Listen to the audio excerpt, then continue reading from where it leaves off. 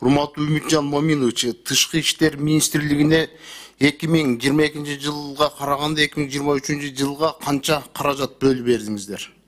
Урматтуу Рыспек Исламович, жалпысынан МИДке 2023 жылда такталган бюджет 5 миллиард 336 миллион сомду түзүп,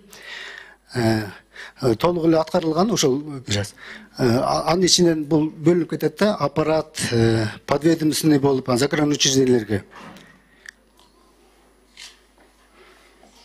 2024-кө да кошулабы же кошулбайбы?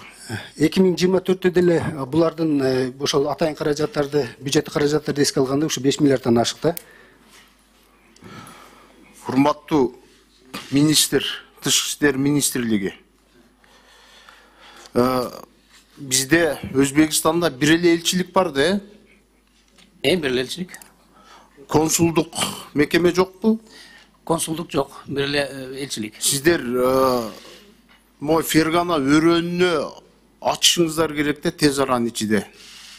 Биз азыр бюджетиңиздер жетеби ошого?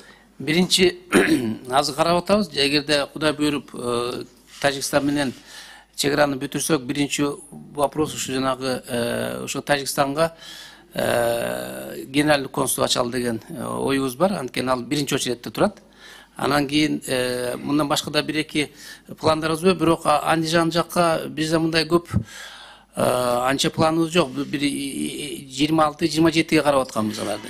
Жо, мен айтканым, азыркы учурда кошуна Өзбекстандын жарандары 60 күн жүрөт да бизде, туурабы?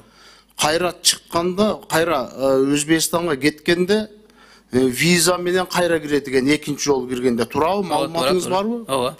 Анан булар Ташкентке барып виза алышат экен да. Бир топ эле этникалык кыргыздар бизге кайрылып атат. Бул эң маанилүү, азыркы учурда эң керектүү долбоор болуп атат да. Ушуну кандай кыласыздар? Азыр Рыспек Исламович, мындай болуп атат да, биринчиден биз ошо жанагы атайын жана 60 күн кирип кайра чыккандан кийин 60 күн кире албай калып атпайбы? Ошон үчүн азыр биздин өзбек жарандар бүт бардыгы эгерде Кыргызстанга жумуш иштеп калам десе, обязательно 1 жылдык виза $20 алышат. Это без проблем да. Анан электронный виза алышат. Анан эгерде биз азыр бул киргизгенибиз жакшы болду, анткени азыр биз бардык бизге кирген өзбек граждандардын учетун билебиз. Экинчиден болсо МИДке, МВДга, налоговойго өзлөрүнүн налогторун төлөп атышат. Это биринчиден биз тартипке келтирдик. Экинчиден болсо азыр бизде электронный виза бар да, ар бир гражданин могут любой жерден электронный визага заявка берип алса болот. Анан эгерде кийинчерээк эметсе, мындай оорлоп барса, биз жанагы консулдарды эмеге жиберип турабыз, Ферганага.